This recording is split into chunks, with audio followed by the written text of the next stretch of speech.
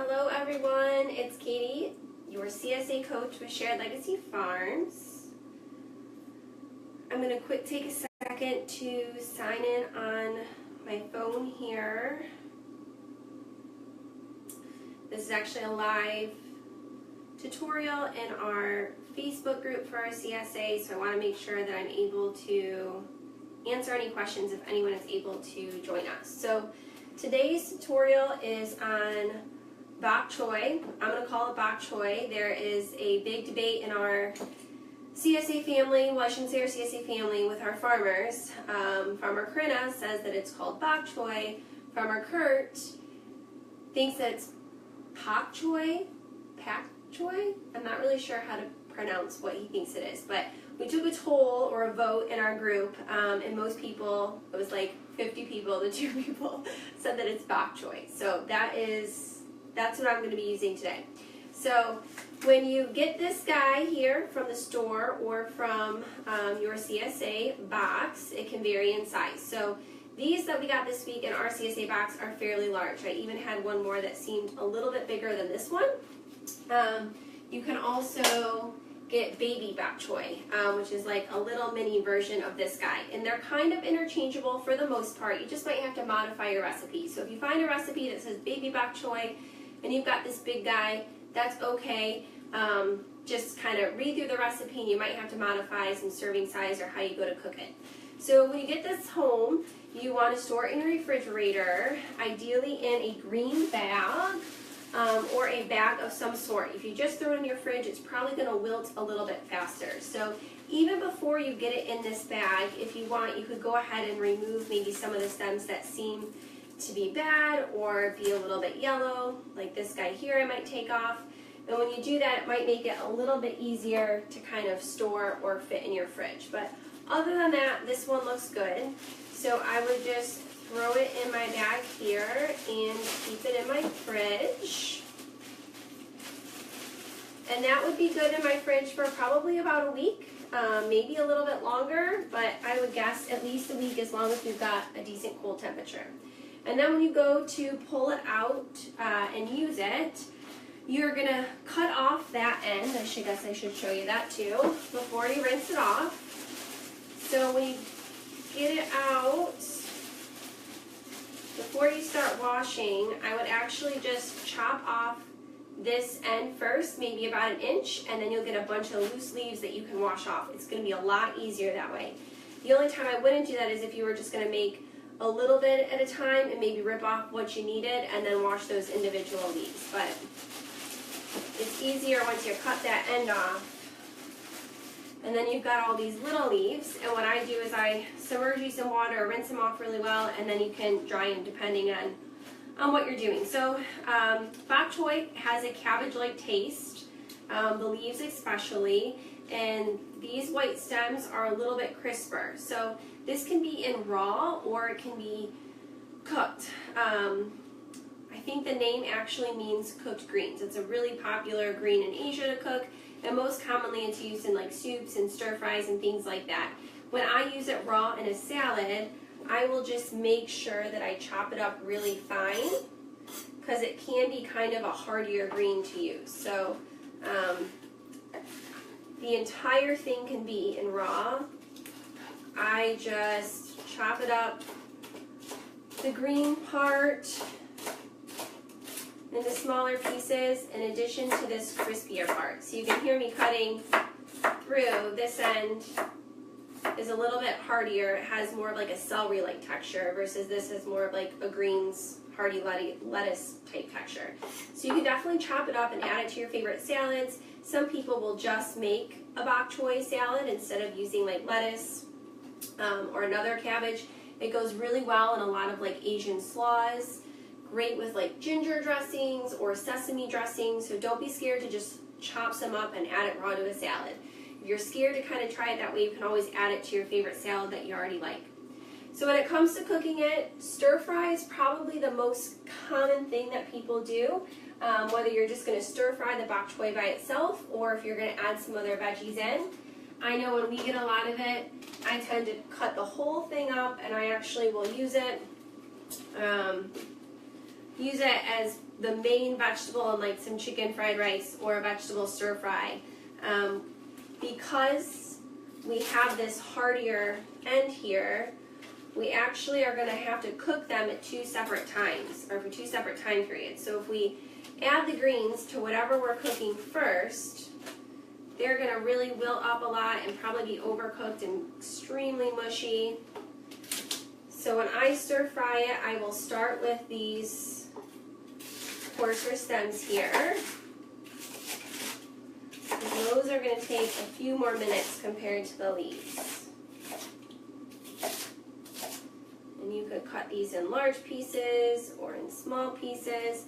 I would do the same thing if I was adding this to a soup or a noodle bowl. I would make sure that I added these pieces first and then added the greens last. So I had some oil heating up in my wok. Now if I was adding other vegetables to this, depending on what they were, I might have already had them going in the wok, like carrots or broccoli or something that's going to take a little bit longer to cook. This tends to not take as long. So I would already have those veggies in there. And then I'm actually going to add, I've got my oil heating up. I'm going to add my garlic. This is actually 1 clove of garlic from my box this week, which is just insane. That's so much from 1 clove. So 1 clove of Shared Legacy garlic, which is probably a lot because Farmer Kurt's garlic is definitely like some good strong garlic. So I'm going to add that garlic into that hot oil. I actually have coconut oil in there right now. I'm going to add these stems too. I'm going to turn this down a little bit.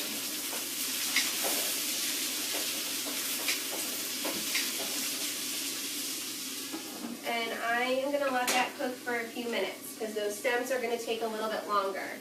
And while that's cooking, I'm going to roll up these greens here so they're a little bit easier to cut.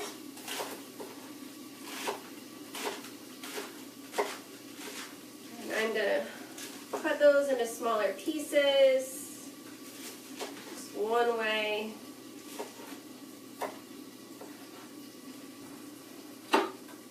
Give these a stir.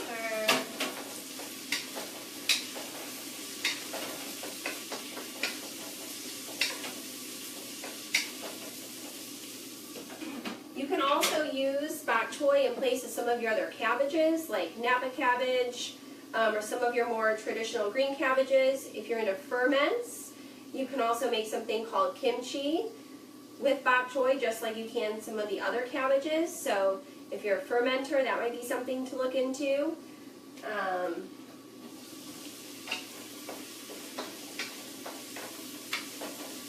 These are actually already starting to get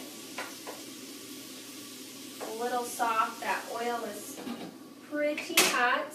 So I've just got my oil, my garlic, my white stems. I'm going to add these greens here and let those wilt down a little bit.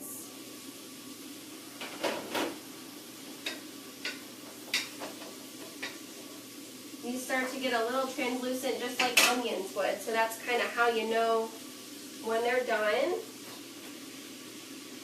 I'm going to add the rest of those greens, give them a good stir.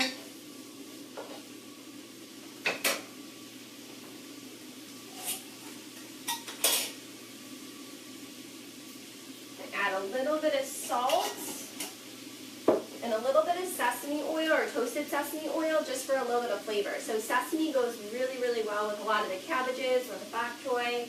So I'm going to add a little bit of toasted sesame oil just for a little bit more flavor.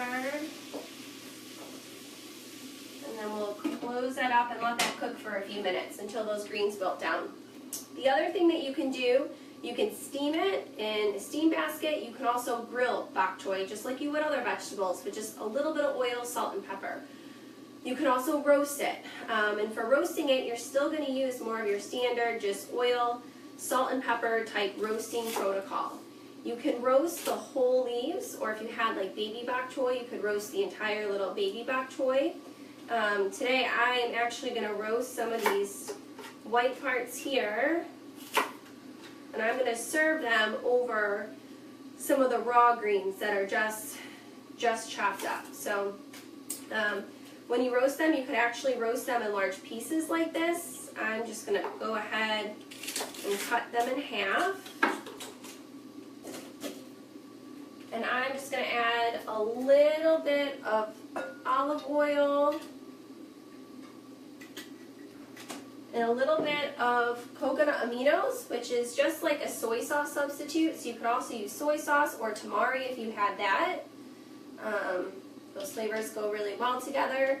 Coconut aminos is a soy-free option if you don't really like soy. It also is a lot lower in sodium compared to soy sauce. So I've just got some coconut aminos and olive oil in here. I'm going to turn that around. This is basically done, so we'll check that out in a second. So I've got my oven preheated to 400, and I've got this tray here just lined with some parchment paper, and I'm just going to line these stems up. Again, they just got oil and coconut aminos on them. You could also use soy sauce. And I am going to put a little bit of salt on them.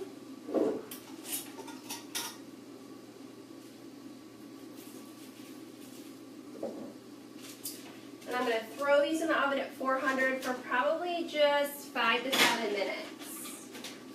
So we'll set our timer there and see if those can be done as fast as before we finish up this video. So this smells really good. I've got that toasted sesame oil. I've got garlic. I'm going to rinse out this bowl really quick and throw it in here so you can see it.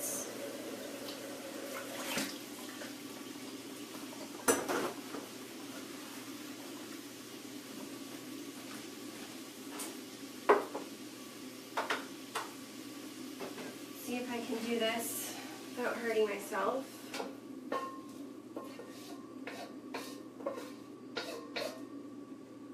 So that could be mixed with a lot of other veggies, or you could serve that just by itself with some sort of protein, maybe a fried egg. But that's a really fast, easy way to use up this veggie that can be a little intimidating. So add some other vegetables to it, add some protein, or just serve it as a side dish by itself. Alright, so we've got that roasting. If you really don't know what to do with your bok choy, you can also freeze it. So if you're just overwhelmed right now and you don't have time, you've got 2 different options for freezing it, and there's a big debate with how to freeze the bok choy. So you can blanch it, just like we've talked about blanching spinach or the other greens, where you boil it for a few minutes, probably 2 minutes or so. And if you blanch it, I would actually separate the leaves from the stem and blanch the stem for a little bit longer compared to the leaves. But we do have a video on blanching, and I will post that to the comments below. You can also just do a raw freeze with bok choy, and that's what I'm going to do today. It's pretty easy, and as long as you know that you're going to use the bok choy within 3-4 months, it's going to be fine to just do a raw like bag and freeze. Which is also what you would do with like your peppers or your onions, something that you actually don't have to blanch. So you would just chop it up into your desired slices, because you're not going to end up doing that after you freeze it. After you've rinsed this off, you do want it to be pretty dry.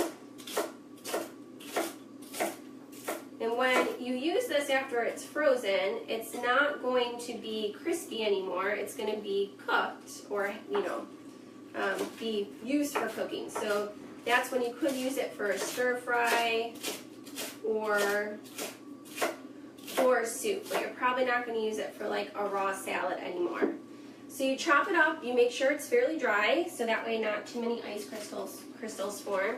You grab your freezer safe bag that says Bok Choy on it, and you throw it in. So super easy, especially if you're a lover of bok choy and things like your soup or your stir fry. You could definitely stock up now when it's fresh and local and save it throughout the winter months. So you're just going to make sure you squeeze out as much air as possible.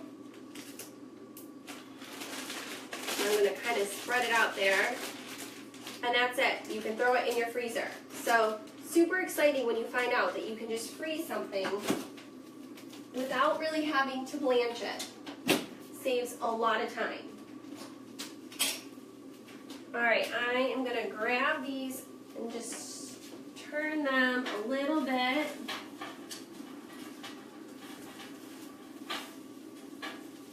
They're definitely almost done. And I'll grab them out and show them because they've got a few minutes left, but I think that is almost all for our tutorial here. So let me just see if anyone has any questions. I don't think so. We've got a few people that have joined, so I hope you're able to kind of review back and check it out. But I've got these full stems kind of roasting in here, again with just the coconut aminos or soy sauce or tamari.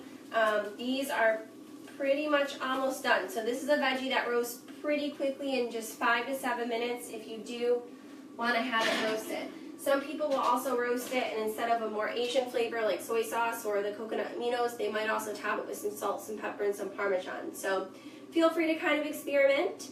Thank you so much for watching. Again, this is Katie, your CSA Coach with Shared Legacy Farms. Make sure you check out our ebook on Bok Choy. I will make sure we post in the comments below. Thanks, guys, and have a good day.